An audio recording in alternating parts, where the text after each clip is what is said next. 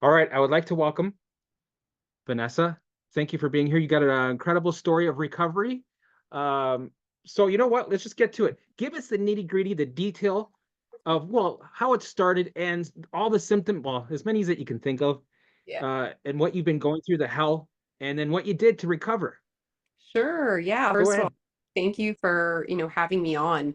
Um, I mean, this is the first opportunity I can share a lot of the symptoms because I think in previous podcasts, they've been bleeded out or just not encouraged. So, just Yeah, I'll give a glimpse into when this started for me. So obviously everybody knows that it's never just one thing, right? So we know it's a right. culmination of different things throughout our lives, past trauma, chronic stress, right? So we know that, yes, there's a long history, with that prior to it, but I'm going to start you when the chronic symptoms really started. In 2009, I was a federal officer. I was traveling the world, and one of my function was as a marshal, basically. So I would bring back a criminal back home. And on one of my trips to Vietnam, I contracted a deadly parasite. I didn't know I had it at the time. And for about 9 months, I went, back and forth into ERs and doctors' offices trying to figure out what was happening. And I started experiencing really weird symptoms, everything from vertigo to IBS. I was glued to the toilet. I was Yep. just unable to digest or absorb nutrients, severely low iron, just feeling not like myself. And I mean, everyone just like it's in your head, there's nothing wrong with you. And finally, I went to the tropical diseases unit and they said, I think we know what's going on. So they had sent my blood to the CDC in Atlanta. We didn't even have the technology here to identify what this was because it was rare. Wow. And I get that call and I'm still trying to go to work at this point and I'm toughing it out and they're like, you need to sit down. Don't Google this. You Oh, have something, but just promise me you won't look it up. And I didn't until years later. eh. And she's like, you need to get in here and we need to start chemotherapy. And that Oh, was a month before my wedding. So oh, it that's a was, lot of stress build up. The wedding, trying to be yeah. normal through having chemo, that puts a lot of loads on your bucket for sure. Oh, yeah. I mean, as if I wasn't stressed enough, right? And so Yeah. So I went off work. We started a very intensive form of chemotherapy, essentially, just a lot of heavy, heavy drugs. And Yeah. I took the risk of, losing my hair before my wedding. There was a lot of side effects, and on my wedding day, I was so sick we couldn't even perform the full ceremony. I was in the bridal suite, just you know how it goes with that stuff. And so Yeah. again, loss on top of loss. And long story short is we got rid of this parasite, but I never got better. And so Right. then they diagnosed me with post-infectious IBS, post-infectious immune issues, post-infection everything. And so this was 2009, then 2010 I got married and just things started snowballing from then.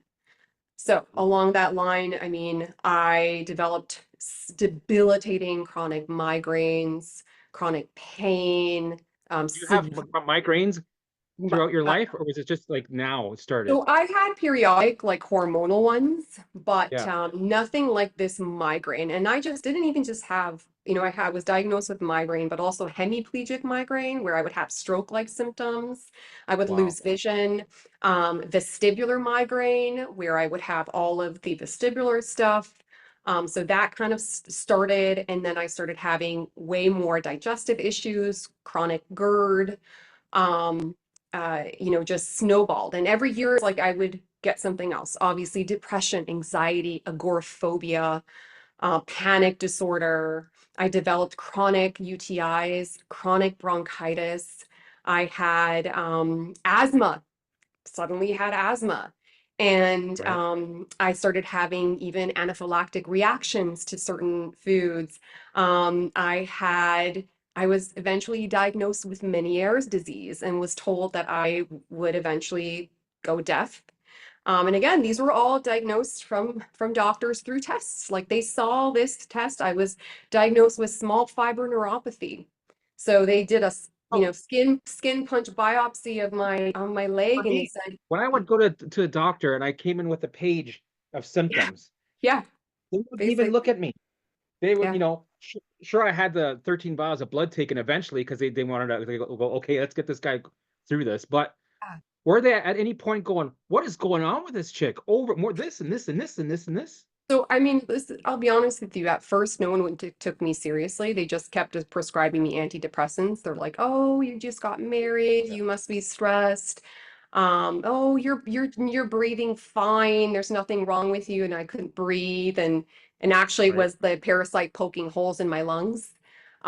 Oh, So there were just so many ways I was gaslit and bypassed. And I think what really, I mean, my doctor was just she just didn't know what to do with me anymore. My gastroenterologist didn't know what to do with me, all of this. And I think it really culminated and peaked in 2017, 18. And during yeah, that time is when I also developed POTS syndrome and started to have heart issues. So that was basically when I was just completely done. And I was in the hospital for months at a time, actually. And they could not figure out what was happening. I was constantly tachycardic. yeah.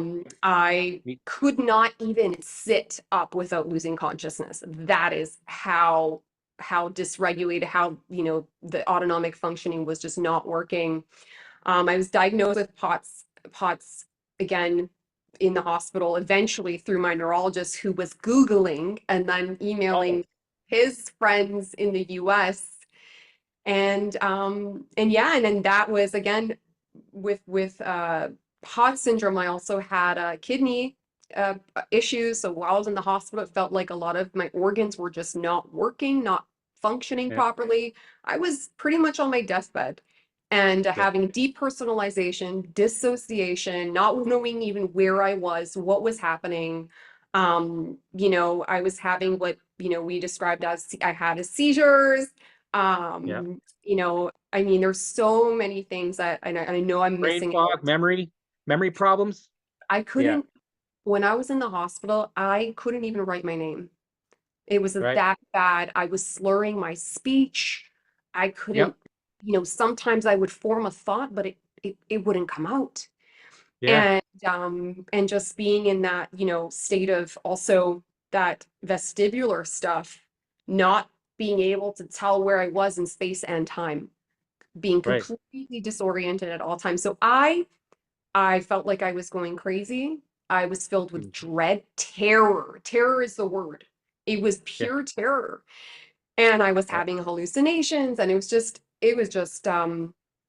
Did you at hell. all hallucinations? Did you ever have phantom smells? Uh, Yes. smells. I had smells and hallucinations. I did have hallucinations and phantom feelings, like water or Yeah, I would have smells. I would smell smoke, like yeah. Okay. cigarette smoke. And I was like, Yeah. what is happening? Or it was funny enough, I would also smell like roses periodically at times. And from the, a Greek culture faith perspective, they're like, when you smell roses, that's a good sign, there's a saint there. Yeah.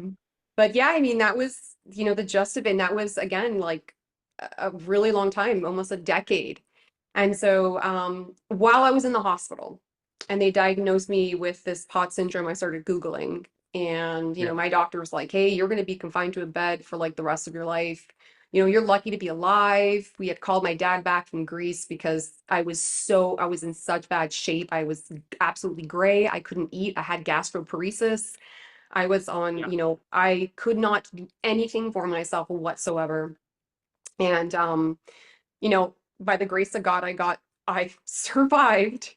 Yeah. And I've also flatlined and died at one point, and that's a whole other topic that we Oh, could talk about, NDE. yeah. I want to Uh, get some NDE action in here. Oh man. yeah, And that could be a spiritual whole stuff. episode on its Yeah, yeah, own. yeah, yeah. We'll do another one. I'm Um, gonna write that down. Yeah, but essentially I was in there and Googling and I came across Sarah Jackson coaching. You know, Sarah Jackson in this community, she has the Restore membership. And was just starting off at that point and she had this YouTube video of saying, I have POTS and I healed through DNRS. And I Yep. was like, cool, what is this? And then it felt too good to be true, so I just like left it. And No. so eventually I got out of the hospital and I had to move my kids and myself and my husband in with my parents because I needed full-time care. So I Yep. was again just eating liquids. I was unable to go to the bathroom or shower or do anything on my own. And I was suicidal. Like I was done. Yep. I didn't want to live anymore. And my parents, they were really, really faithful and like they begged me to come to church with them one day. And I was not faithful at all at that point. I'll be honest, did not go to church. I thought God was a horrible God for making me suffer if there was a God. Yep. Anyways, long story short, they brought me to church one day. I agreed and they carried me to this altar and it was just a regular, I think like weekday. And they placed me on this altar, and this priest that had never met before started to do this prayer for me for health. And my mom was crying, my dad was crying, I was crying, the priest was crying. Like it was an emotional experience. And I didn't expect anything, but something happened that day. And that was like my pivotal moment. Everyone describes this like pivotal moment. I'm like, Yep. that's when I got hope for the first time. And Right. with, and I prayed in that moment for like the first Right. time, honestly, and was like, okay, God, clearly I've survived how many times do you want me to live? Like, show me how to heal. And within days, that DNRS popped up, just came Yes. to me on my phone as I'm scrolling, and I hadn't seen it in months. It's 6 months later. It's funny it's funny Yeah. how things come at the right time. It's when you look back, it's perfectly orchestrated. And with me, I was lucky. I had no answers, no doc, nothing. I was running down the hallways, wondering, screaming in terror, just like you mentioned. And then I was shown the way through DNRS the same way. It just why did I get the answers before some of 99% of all the other people didn't get the answers? Why was I able to get it quicker? Right? It Yeah. was given to me. It was given Isn't to it me, right? weird? Yeah, it's wild. And, we don't know why. I think, like you Right, said, timing is everything. And again, I had that answer 6 months before, but I was like, I'm not ready for to believe this. And so I did right. more testing and did more things. And again, I tried everything like everyone else did. I went from everything to like new age, Reiki, Right. shamans. I did everything from that. And then I also did Chinese medicine, naturopathic, homeopathic, and I did all the Western medicine. Like I did it all. I did But it I all. think that's the point. Yeah. I think you were delayed on purpose so you could have the contrast of what doesn't work so you can find what does, so you can see the light in the darkness. Exactly. Exactly. Right. Yeah. So I know I had to go through that process to get to where I was. And so my, my journey of nervous system regulation and healing coincided with my journey into faith. It literally started at the exact same time. And Yep. so as I started to learn about my faith and make, a relationship with Jesus, with God, and get to know that, I was also learning about my nervous system, my brain, and how it's all weaves together Yep. and how it complements each other. And so that's how it started to unfold for me. And I started doing DNRS, and it's not a perfect program, but it was what helped me understand that I was in this stress response, that it was my brain, that it was this maladaptive stress response, and that I had to basically rewire that, and that I could, right? The Right. magic of neuroplasticity. And so I started to do that. I did my rounds, which is the brain retraining stuff, the lingo. I was rewiring, I was doing all of this, and it did help. So I did see improvement in symptoms pretty early on. But Right. it wasn't the end all be all. It got me to a certain point, with certain symptoms, and I'm so grateful for it. But then I had to piece in all the other pieces. So Yep. Your DNRS was, story sounds a lot like mine. yeah, I that's had to awesome. the thing is I had to find the strength to leave DNRS because I was so triggered about leaving. because I was holding on to it. Yeah. Yeah. But I'm glad that I did. So yeah, that's interesting. Yeah. So I did the DNRS, and then again, I had trauma surface and emotion surface. And from a DNRS perspective, they tell us, don't feel your emotions, don't go there. And that was one of the worst things I could have done, because I pushed down grief and anger and fear and all of that. And it bit me in the ass. It came up and screamed louder. So one of the symptoms, which was the chronic migraine, and the pain got louder actually with DNRS. And so at that point is when I found TMS and the Curable app. And I Yep. started to learn about emotional suppression and Dr. John Sarno. I mean, I read his book and I was like, what? This makes sense. Yeah. And I started to, journal and just start connecting from that emotional perspective. And that was another piece. It was a big piece. And then I started to have trauma surface. And you'll understand this too. I find that most of us, people who start off on this brain retraining nervous system type path, and we get kind of regulated enough, our brain's like, now it's time. And the trauma just boom, surface. It hits you, Yeah. right? And it's like, what is this? And so trauma surfaced to heal. And it was stuff I had repressed that I wasn't, I didn't even remember. And I had to find a way to work through that. And that was through somatic stuff, somatic experiencing. And I did Yeah. some work with a coach as well on, we did EFT tapping and belief work. And Yep. I'll add too, during this entire time, I was doing therapy, like talk therapy.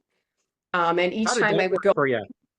How did the each time talk I would therapy go go? in, I was re-traumatized every time. And I would go into Horrible. the office, I would spill my guts, and then I would open Pandora's box, and she's like, "See you in 2 weeks." And I Oh, was like, what now? Right? So there was no resources. I felt so unprepared and without any yeah. resources and so alone. And I'm not bashing therapists, because there are some amazing trauma informed ones, but Yep. just from my experience, it was different. So, Yeah. so that brought me to this place where, I started to get back into the world, and then the world shut down with COVID. Mm. And it was like, as I'm, starting to get my life back, and I went right back to work, it was like the next day the world shut down. Mm. So I started working from home, and again, still kind of working through the stuff, like still using my tools and all of that. And then I started to work with people in this community slowly, growing a little bit from a coaching perspective.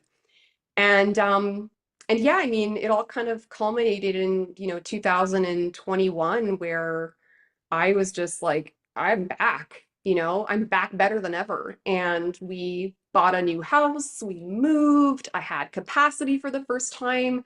I was enjoying my life with my kids. I had traveled, we had gone to Greece during those years. It was amazing. And then life happened again. Yeah. So in 2021, December, November actually, my family and I contracted COVID. And we had like the Delta variant. It was a really gnarly. And within, days, my dad was intubated in the hospital. I was in and out of the hospital with pericarditis, double lung pneumonia, resurgence of POTS-like symptoms, dysautonomia, and um, and then my dad died within less than Oh, 2 weeks. And my dad was like my guy. Like, I'm a daddy's girl through and through, and he was the one who was at every hospital visit, every doctor's appointment, and like I know how lucky I am, because not everybody has that, to have like that kind of love yeah. from both of my parents, but specifically from my dad. To lose that sense of safety rocked my world. Suddenly, we couldn't say goodbye. It Mm. was so fast, and we weren't even allowed in the hospital. Like, it was just so much trauma on top of what we were going through. So as Mm. I began to grieve this sudden unexpected loss, I also was diagnosed with long COVID. So Yep. I had all this symptoms, you know, the CFS type stuff, and I had CFS before as well. That was another one I forgot to mention. But again, feeling that, unable to breathe properly, couldn't walk up the stairs, having, again, just a resurgence of these types of symptoms. And the pericarditis kept coming back. And so I, again, did what I knew best is I started to retrain again. I started to rewire that and signal safety. And this time I was way more resourced than I was in the past, meaning I had access to somatic tools, vagus nerve tools, you know, brain retraining stuff. And I started to rewire and heal from that too. And I did. And then The you know, I grief had, yeah. grief must have been a real, like, it's one of those things where you know what to do, but the grief that I don't know, for me, I would say it's something that it's something that I would think it would you would move through it a little bit slower, because that's something So, yeah, you let's know. talk about that for a moment because that's my jam. It's grief right now. Grief Yes. never ends. It is lifelong, and anyone who tells you that you get over it, you never do. You just learn to move with it and live full with it. You can live a full, beautiful life with grief. But just because that person's gone, it doesn't mean that relationship ends. And then, Yeah. like, from a grief perspective, too, is I was actually trained and went to school and certified as a bereavement educator. And so I knew all about grief before this happened, but I was still so unprepared for this type of trauma.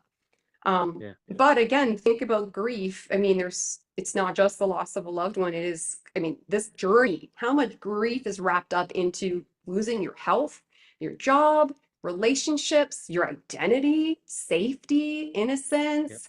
I mean, there's so many layers of grief in this community. And that's what I found, like, as I was grieving, is I found no resources in this community for it. There was no support. No one was talking about it.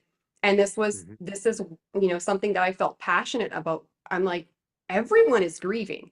That's like the one thing every single human has in common, more than one thing, but that's one of the main things is we're all going to experience loss. And all Yep. loss Oh, yeah. has grief, That's right? true. And not all grief is traumatic, but all trauma has grief in it because there's a loss of Yeah. something. So I was just like, how is no one really sharing about this, you know? And anyhow, it's been hard and it is hard. Grief is not something we all look forward to and run towards. But Right. it is also a catalyst for so much change.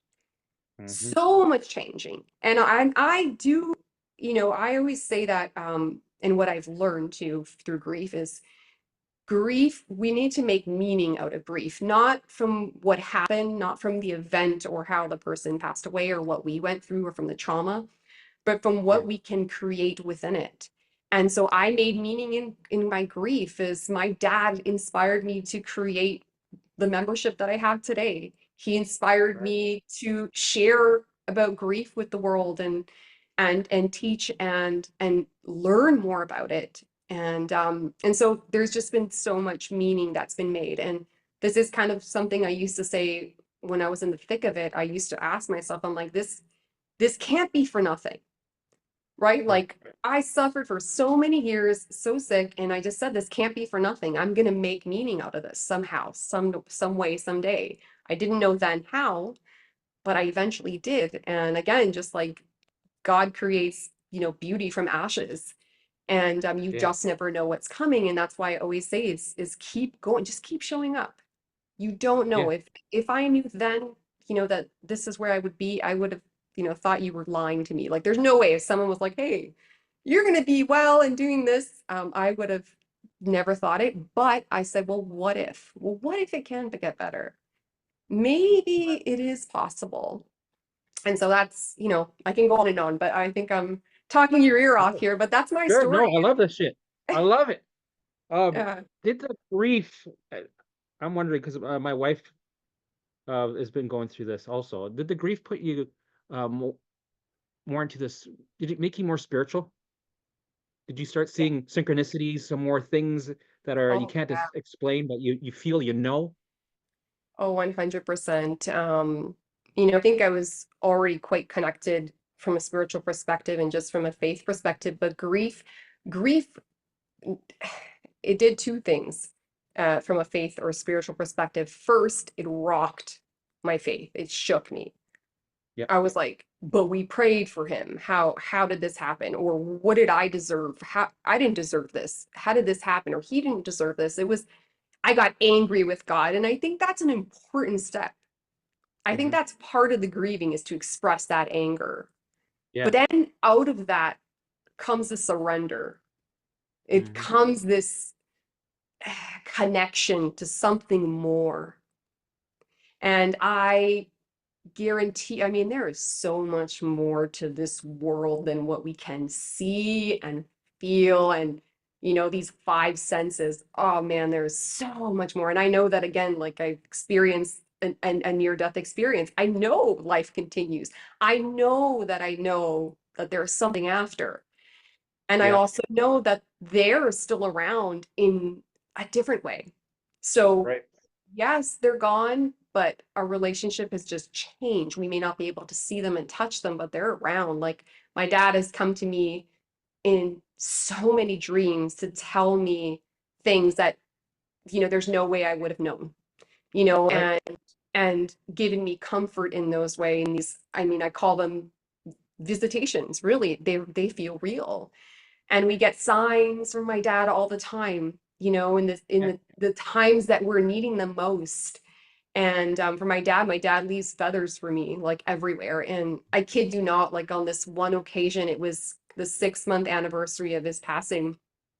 Hmm. And as I was outside with my daughter, just having a really difficult day, from the sky, it started to rain feathers. I'm Wow. talking probably 30, 40 feathers, all falling into my pool. And I looked Amazing. up and I got it on video. I was recording it with my daughter and I was just sobbing. How is this Yeah. possible? And they were just Yeah. floating all around me, white little feathers. And he had the whitest hair. It looked like angel feathers. And so Yeah. that was my symbol for him. So I don't know if that's the direction you are going into, I but want to. I yeah, wanna. I wanna have. I wanna kind of show people the mind body space, but also get the spiritual aspect into it because it was really important for me because I needed it for me to push on because my 3D reality was telling me one thing, and yeah, I needed to have something that I could hold on to while I was crossing the invisible bridge, right? Because yes, if I didn't, I don't think I would have made it. And I think uh chronic illness in a way, this was a gift to me to awaken because my life was kind of right? And I needed that shake up to wake up and to see. Now yes, I like yes, in tune with my intuition. Now uh I have a hunger for life and just going from here to this grocery store is I have excitement. I love doing it. When before going to the beach was like meh, right? So I needed that shakeup, and it was a gift. And now I have these amazing, powerful tools that we do. We can share this and help a lot of people. We have like a purpose. It's like here you go. You got something better. You're not supposed to work a 9 to 5 job. You're not supposed to be cleaning carpets, helmet. No, no, no. We got something else for you here. yes, exactly. And I always say it, I'm like, I don't know how people do it without a faith in something bigger than ourselves, right? Because Yeah, that feels really lonely when you feel like it's all up to you. And then also, I think this belief that a lot of people who are of faith, and I'm not judging, I'm just being right. curious and witnessing that. And I believed it too. I believed that God wanted me to stay sick. And that was something that also like helped me stay stuck, right? This idea that like if God loves me, why would he want me to stay sick? And that made no sense. And I was like, but if I believe that God wanted me to stay sick, why am I going to doctors? Like it made no sense. And Yeah, so I came to right. this point where I was like, I had this conversation with my priest because I was like, no, God wants me to suffer. And he's like, no, he doesn't. God is like the most loving father you could ever think of.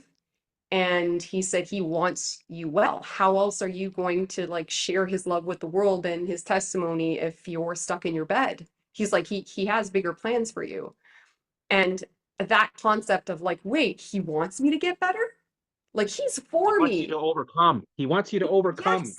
Exactly. And that he'll use this, right? What was meant to destroy me. And again, I don't think God made me sick. I think we just live in a world where stuff happens and whatever. But he, what would have destroyed me, right? He took and created abundance out of it. And Right. and like you described, this veil is lifted after you go through something like this. When you Yeah. meet death and you get another chance, you see everything differently. You're not just living, you are living, right? Yeah. There's an abundance here, there's a grace, there's a gratitude, right? And that's not to say that, there are moments where I get stressed or, life happens and I'm human, but I've never seen the trees so green. I've never seen the sky so blue. I've never listened to the birds like I do now. The songs are remarkable. And Right. Yeah. that is that experience that you get when you can anchor to safety, right? Yep. When you have this confidence within you that says, whatever happens, I'm going to be okay. There's safety there, It's right? like you have a magic wand, right? Where Yeah. you have this confidence of, oh, you know what? I'm able to explore and see what happens. Like you say, I'm very curious to see what I can create in my life, right? When Hmm. before we're living our lives around this alarm orb, right? Yes. When your core beliefs change according to this orb, where now this orb is off, back on standby, and now you're like, oh, I don't, core beliefs are changing. I don't know what am I gonna, maybe I'm gonna do this. Oh, I'm excited. Like you're becoming a new person. The old Yeah. person is kind of died off. Exactly. Yes, exactly. You're a new creation, absolutely new creation. There's a Bible quote about that as well that I love. But yeah, I think it's another chance to really live and make the most of this life, because it is precious, Yep. and whatever you believe, some people believe in reincarnation, but I do believe we only get one chance here. And Yep. this is my chance. And I think my intention from the beginning of like starting my Instagram page was to give a hope rope. I wanted to just extend that hope rope on and just think of that domino effect of like, well, if I give it to you and then you give it to someone else and you give it to someone else, because I should be dead right now and I'm not. Yep.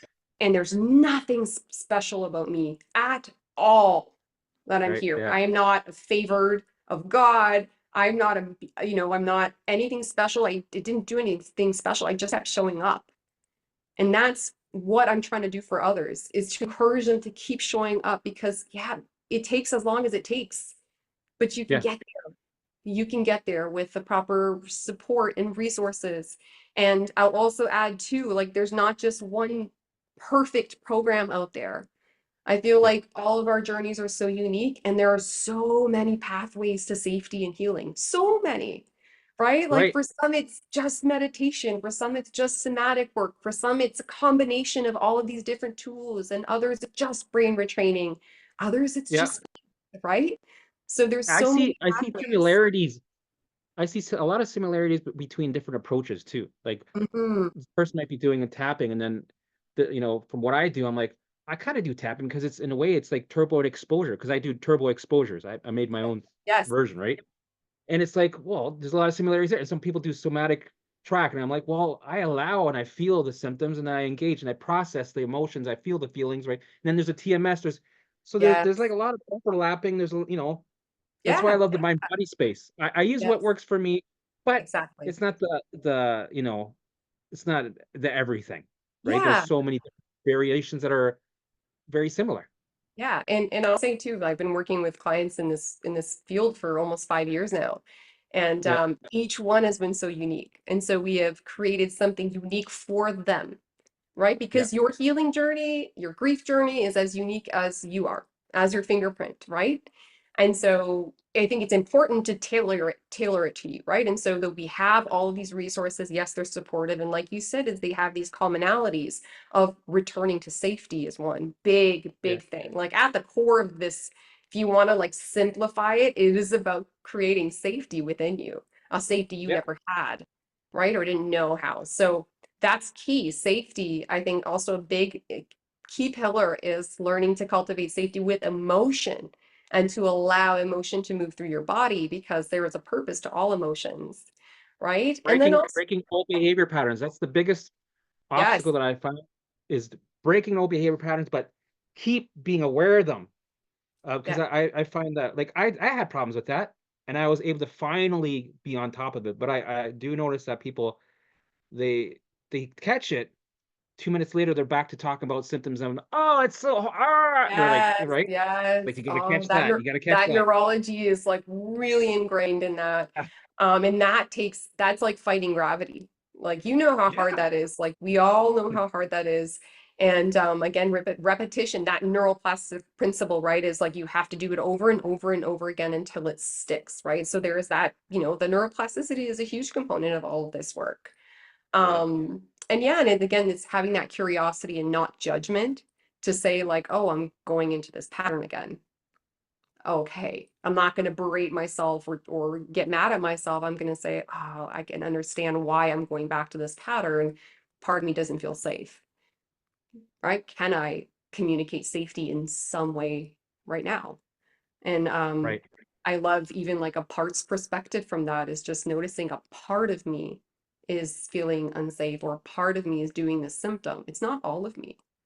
There's also a part of me that knows this works, that knows I'm resourced, that has hope, that has belief, that has confidence, right? yeah, So it's also just recognizing we're the sum of our parts. There's more than just one thing here. There's more than just one emotion. Yes, there's fear there, but what else is there? And knowing that we don't just hold one emotion at a time. We can hold grief simultaneously with joy, right? With gratitude, yeah, with appreciation. So that's really what I'm, in trying to teach everyone, is it's not so black and white, yeah. right? I There, noticed. I yeah, noticed what I try to teach also is with people, when it gets thick and hard, right? They retreat and they give up. And it's, for me, it's like, just because you have symptoms pop up and things get horrible does not mean you're not recovering. Does not mean you're starting over. exactly. Does not Yes. mean, right? Because you're doing the work here, the pavement is being made over here. So Yes. keep doing the work. The finish line is coming up. The fruits of your labor are coming eventually. But people are like, oh, I'm triggered, but I'm triggered, but I'm having a flare, but I'm having a crash though. I don't like, so they avoid, and I'm like, yeah, but Yes. you need the Yeah. crash. So that's Yeah. another difficult thing that I Yeah. mentioned, that I've So noticed. the way that I describe it too is that this journey we know is not linear, but I always like to describe it in the essence of expansion and contraction. So as we're Yeah, healing, right? Say, like you said, we're doing a program, we're learning something new, there's a new neural pathways being formed, there's yeah, new cell generating, there's newness, and there's expansion. And a lot of the times, once we expand, we may contract again. And that contraction may show up in symptoms. It may show up, in old neurology, whatever it might be. And what's happening within that contraction? Well, people will say, I'm in a dip, I'm in a crash, I'm in whatever. But I'm like, well, yeah, what if you are recalibrating? What if your mind body system is processing all of these huge changes and you're just experiencing them in this way? What if this dip is really an opportunity for you to use your tools in real time? Right? What if this is where healing is happening? That healing happens not only in the expansions, but in the contractions. Because if you think of it, if you take a balloon and you just keep expanding, expanding, expanding, it's going to pop. We need yeah, contraction too, right? So it's mhm, almost like recognizing that that is just the pace of life, right? It's this graceful pace. We need to expand and contract until we reprocess and come out again and expand a little more. And we learn more. And again, there's the layers that come off a little bit at a time. But that's really what helps me. That's what's helped me to kind of give me hope during those times, but also looking to others. I tell all of my clients and my members, borrow my belief. So they're like, yeah, well, I don't believe. And I'm like, that's okay. But they'll say, well, but if I don't have 100% belief, I'm not going to heal. And I said, well, who says, right? right, Belief can be cultivated, and it right. starts by Evidence. looking to others. So Yeah, borrow my belief until you can believe for yourself. Borrow the belief of others. And that's why shows like this, like podcast interviews where we see recovery stories are so powerful. Why? Because we see hope, we see belief, and we can grab hold and make it ours for a moment. right? If I Yeah. can't believe in myself, I believe that you healed. So what if I can? Right? Right. It always kind Evidence. of starts there. Yeah. Yeah, brain always looks for evidence. And I like having these interviews because I, with the people that recovered, because I get to see different forms of the same message. It's Hmm. for me, it's synchronicity. Yes. It's like we're all speaking the same law of the universe, or the same, or what your beliefs are, the same. It's like, you get people from different parts of the world, put them together, and they speak the same thing. It's it's Yeah. it's it's hard to Yes, we're all explain. speaking the same subconscious language Yeah, of it's healing, amazing. right? Yeah, Yeah. it is. It really is. Yeah. Have you noticed going through this journey at all? I've noticed this. Forms of backlash that what you're doing is woo woo and hogwash, Mm. anything like that, that people don't really believe you, like, go, but this is different. No, okay, that's woo woo. We're not, this isn't chakra stuff. This is, okay, I know you have anxiety. No, this is real. You got to get serious. You ever get Mhm. people that are like, yeah, yeah, yeah, yeah, yeah. Oh, of course, right. And usually that's coming from a place of fear. It's Yeah. coming from a place of, protection. There are, especially when you see it in the community. So I post a lot, Yep. I have had some posts go viral, and you can see the comments, right? Like, how dare you say that healing is possible and give Oh, false hope to others, right? How dare you? yeah. I And see that one a lot. yeah, and I'm like, oh, Oh, yeah. I dare, because guess what? I was just like them. And maybe you were there too. In the middle of my journey, I had gone to a therapist for an assessment, and she said she started to talk to me about mind body. I lost it. I Yeah. literally, like, I literally wanted to tell her to F off. I was pissed. Yeah. I was like, how dare you say this is not real? And the. So I was where they were. So I get it. And again, that was coming from this place of feeling misunderstood, unseen, unheard. And doctors did this too. When I started doing Yep. neuroplasticity, they were like, "Oh, well, you should still do this and this and this." But I've, even with my family too, they're like, "Okay, yeah, we'll support you with this, for sure, but make sure that you also do this, this, and this, Right. right?" Until they saw what it was doing, and they're like, "Oh my God, can you call this person and tell them to do it? Call that person, like, and Even then, my family's like, yeah, I think it would. I don't really think you had all those things. Actually, I don't know. I don't. They're still in denial because their fear yes, drives them to the doctor. Their fear goes, listen it to the does. doctor. Go to the. You're not a doctor, Helmut. You're not a doctor, Helmut. Go to Yes. right. I get that 100%. And I can't even tell you how many times my dad called my cousins who are doctors to ask them questions, because he was Yeah. so concerned, right? And it's coming from a place of fear and love and all of that. But I also seen the flip side to it, where I have my doctors, like my neurologist and my cardiologist, and we become friends. Like Yeah. they just want to see me every year to see what I'm doing and exchange resources. Like, literally, they're like, okay, what books have you read? I'm really fascinated about this program. Can you tell me more about that? And they're like, I have a few clients who are strong. Like, I know they can heal, and Well, and that's what and it should be. That's what yeah, it should be all about.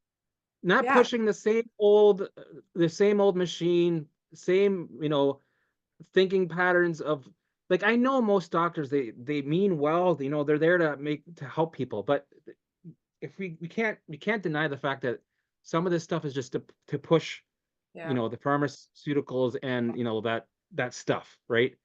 And I'm happy that some of them are willing to Oh be yeah, open-minded it's and get to the changing. point. The point is to help people recover and heal, not manage their symptoms and keep them sick. Exactly. Yeah, and that's exactly what my cardiologist said in our last conversation. He's like, listen, he's like, I'm just here to manage symptoms. And he's Right. like, and you took your healing in your own hands, and you did it. And he's like, Yeah. not everybody chooses to, though, right? And obviously there's acute things that where cardiologists can definitely help, right? For sure, there's a Oh there's yeah, a yeah, place for for them. sure, for sure. But when Yeah. it comes to dysregulation and autonomic dysfunction and all of that stuff, like, I mean, I think the face of medicine is changing here. I see it. I mean, I was even involved in a brain health summit at York University earlier this year, where I got to speak and tell my entire story in front of the neuroscience department and doctors. And just last week, one of the doctors reached out to me and says, "Hey, my friend has POTS. Can you help her?" And Yeah. so you see that it's changing, it's evolving, and there's amazing doctors out there, who, like, I don't know if you know Dr. Matthew Galati, who healed his brain with neuroplasticity from severe traumatic brain injury, like traumatic brain injury. And so he's coming out and talking, and so it's getting out. It's getting out. It's slow, It's but hard.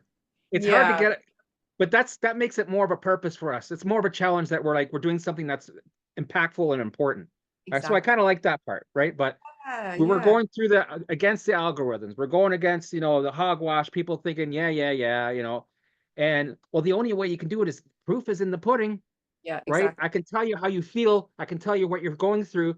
You can believe me, a guy that sits in the truck and talks about symptoms with two of his dogs, or you can believe a guy that's never been through it makes $400,000 a year. You're probably going to go with the guy that's the doctor making a lot of money over the guy that has a spaghetti stain on his shirt and is trying to tell you what to do with.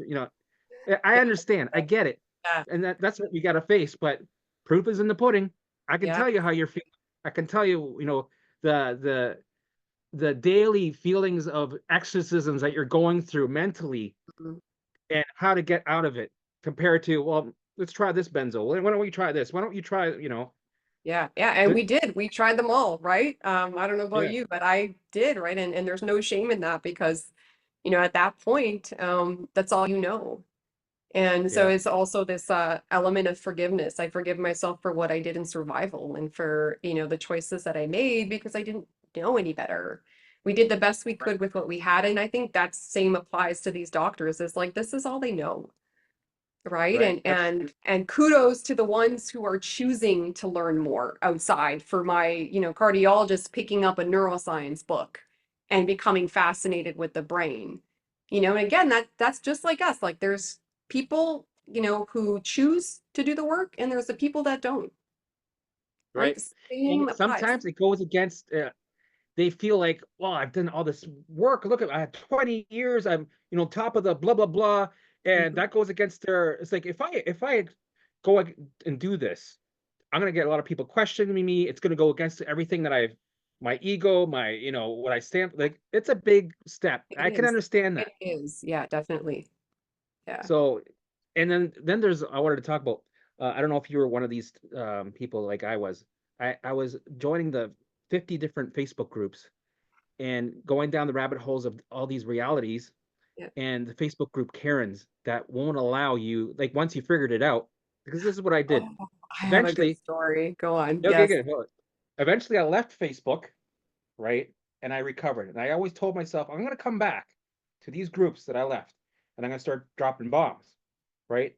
And I started doing that. It didn't really do much for me because right away I was blocked, or people would be like, oh my God, get him a moderator. But this is so, you can't be, right? People are freaking out. And, I couldn't get that message through. I wasn't able to squeak it through because they're quick. They're quick to block Oh you off yeah. Yeah, for because sure. if they're threatened by it. And what pisses me off is that some of these Facebook Karens, there's like 40,000 people, members on some of these groups, Yeah. and they're taking it upon themselves to go, no. And a Mm, lot of these people are going to still suffer. So they're taking it upon themselves to go, you're not going to recover. You're going to keep buying the supplements that I'm going to push out. I'm going to keep giving you false hope. I'm going to keep telling you got to go on disability, and you better get used to this life because I'm miserable. So you have to be miserable. And yeah. these Facebook groups are just horrible, Sad. horrible. It's really sad. And I have a story for you too, is when I first got diagnosed with POTS, I joined Dysautonomia International, POTS awareness. I was part of this community. I wanted to be a part of something so I didn't feel alone, which I understand. And I went Yeah, in person. We had meetups in person, and everybody would be sitting around there with their salt tablets, their electrolytes, in wheelchairs, unable to walk. We had partners, and it was just all of what supplement did you find something else that helped? Like it was all like exchange of supplements and stuff like that. And you know, shortly, actually I was already starting DNRS at that point, but I hadn't really gotten to a point, and I brought it up in one of the meetings of like, hey, I just found this program and I'm trying it out. They didn't want to hear about it. But then Right. like you, once I got to this point, I went in there and I was like, guys, oh my God, like you've no idea. You don't have to be sick. Like, like this is real. It's not snake oil. And I got bashed and banished. I Wow. was kicked out so fast. And these were people that I had met in person that I connected with. Yeah. And yeah, it's really sad, but again, I just left that to God, and I don't let that bother me because I know when people are ready to, you know, hear it, see it, they will find it, or it will find them, right? So even if I just planted a seed that day because everybody saw it, Right. I left it at that, you know, and maybe they went and found me on Instagram, and it is what it is, right? Everybody has their journey and their road to this. And so initially I was like, God, justice, like I need the world to know. And then I was like, that's exhausting. I'm gonna put Yeah. myself in the same place I was last time. So I was Yeah. like, nah, whoever's gonna find me is gonna find me. And just have that little bit of surrender and you know, let that go. But yeah, that's just been my experience. So I get it. Yeah. That's what I had to do because I was getting frustrated fighting with my mom or family, and you know, because you start seeing everybody being dysregulated. You start, it's like Mm, you're seeing yes. through them. You go, you know, you shit. Well, yeah, well, no, I think it's more. I have acid reflux. I can't. I should be taking, like, no, you should. You're fighting with everybody, trying to save everybody, and it's I know. exhausting. It is. So then It, I just said, you know what? I'm just gonna make noise over here, yep. and I'm gonna show people the proof, and then you know, create that vortex, and then eventually people will be like, okay, I'm ready. And that's all I can hope Exactly. for. That's all I That's can hope for. exactly, and that's the best way to do it. That's what I do as well. Is Yeah. now it's like, okay, they'll come to me when they're ready. Everybody knows already what I do and how it works and what I've been through. And again, it's about timing when they're ready, right? We can bring a horse to water. We can't make it drink. We can't convince them or make them choose, and we can't do the work for them. And that's Right. not another big thing is people are waiting for that easy fix, right? It's like I just want the Yeah. pill. I just want the tablet. I just want the whatever it is, the procedure. And and you know what? No judgment.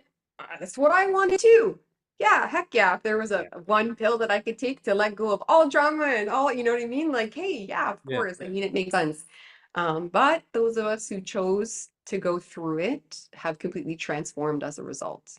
And life is different, right? Right.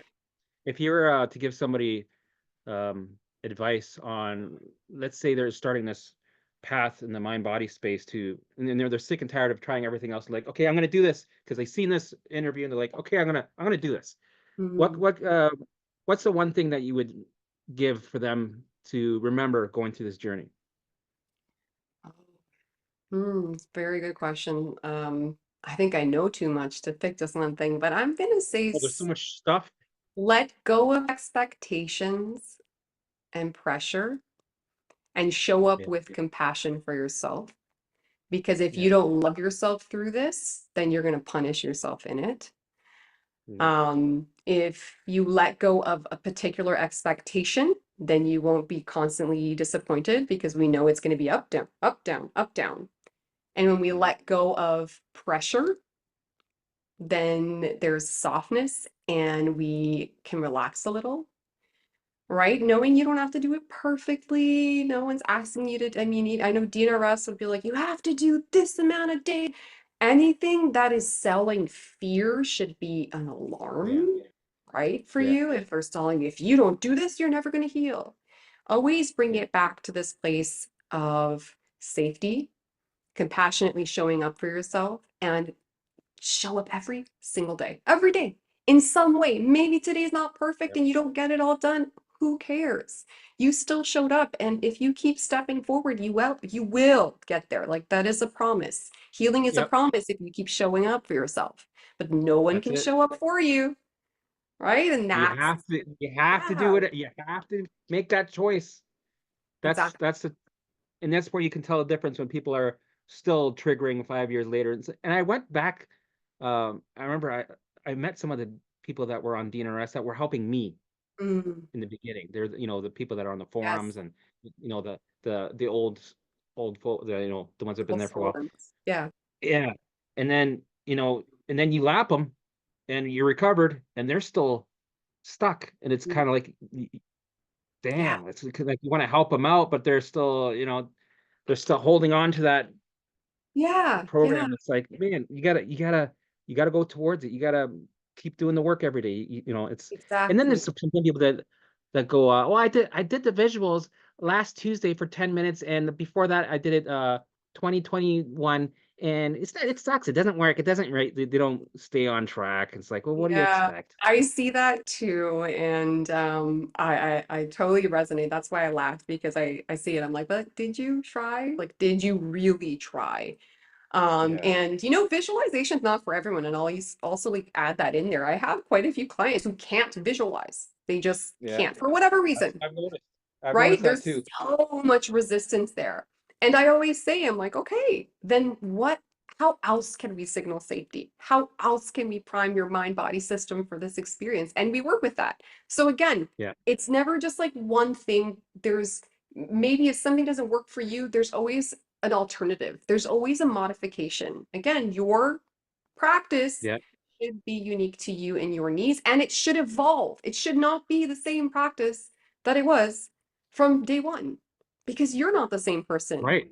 right? So Throughout the that, journey, it does shift. Like from day one compared to, if I was doing the same things in day one to the mid to the end, I'd be stuck, right? With exactly. especially with food sensitivities. Yeah, yes. The first year and a half, I couldn't train on foods yet. I had to have coping mechanisms. I have to stay on my Yeah, safe foods for a year exactly. and a half, and then finally I was doing exposure to foods, and then I had to drag out my crashes. I had to drag out my flares, and then eventually, it's different throughout the.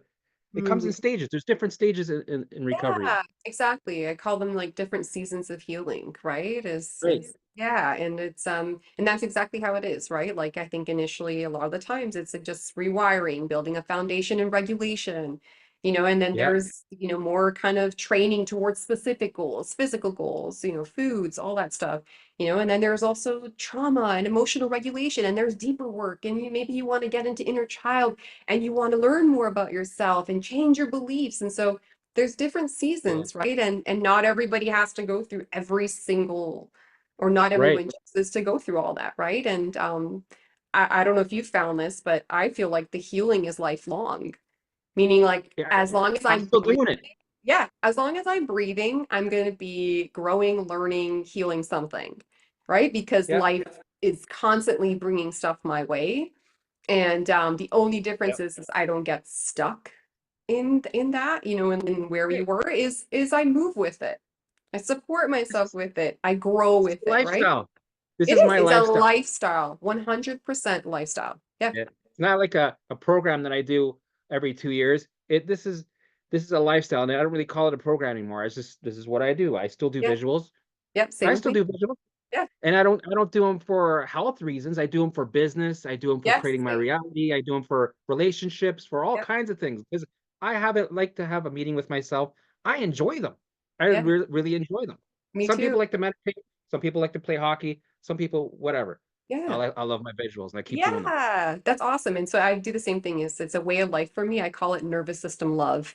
I'm Yeah, intentional. I check in with my nervous system periodically throughout the day. I notice if I'm tense and my shoulders are up. I love somatic work. It's like my jam. I love yeah, emotional work and grief work. And I'm same, like I will visualize every morning when I wake up. I start with prayer, a really quick visualization, and a somatic tool, just to just get me ready for the day. And it's not because I'm afraid, like there's a fear of if I don't do this, blah, blah, blah. It's I yeah. choose to. It feels in alignment. It feels good, right? And Yes, so that's how you that's the should be doing difference. things. At a Yeah. point, not to get rid of something, but to do it because you enjoy it. Are you doing the breath work because you're trying to get rid of something, or do you really like breath work? Would you be doing this if you were, Yeah. not really? Then why are you Yeah. doing it? Right? Yeah. Do things Yeah. because you enjoy it. Exactly. Yeah. Yeah. So we're on the same page with that for sure. Oh yeah, for sure. This has been an amazing get together. I'm so happy you joined. We got to get you back for that NDE thing Oh, because I want to have more of that kind of stuff because I think it's important. But yeah, so what I'll do is I'll send me your information. I'll put it in and link it down to the description so if okay, anybody yeah, wants to reach out to you, they can. yeah, for sure. And thank you for being on the show. Yeah, I'm no, so it was a grateful. pleasure. This was a great conversation, and it was good to connect on here and just keep doing what you're doing too, because, I know that you're handing out hope ropes just like me, and it's Yeah. making a difference. So it was an honor. Thank, Thank you for inviting me. thank you. Awesome. All right. See ya. All right, take care. Bye.